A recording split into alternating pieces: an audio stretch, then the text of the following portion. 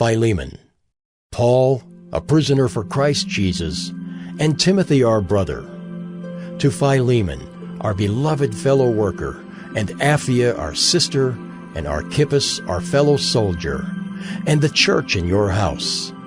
Grace to you and peace from God our Father and the Lord Jesus Christ.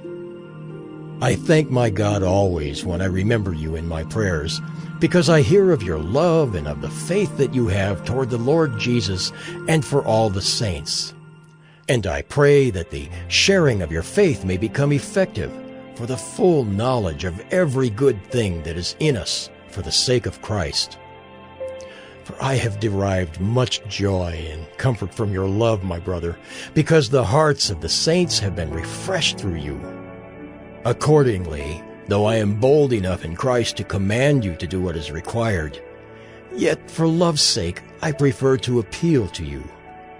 I, Paul, an old man and now a prisoner also for Christ Jesus, I appeal to you for my child Onesimus, whose father I became in my imprisonment.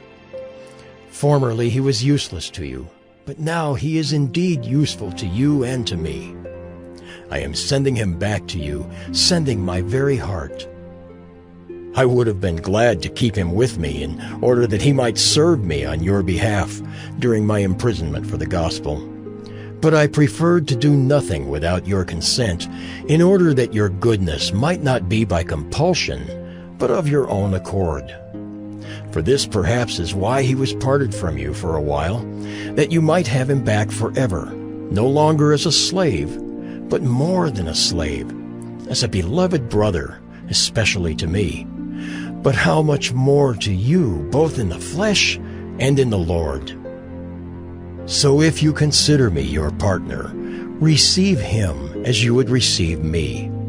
If he has wronged you at all or owes you anything, charge that to my account.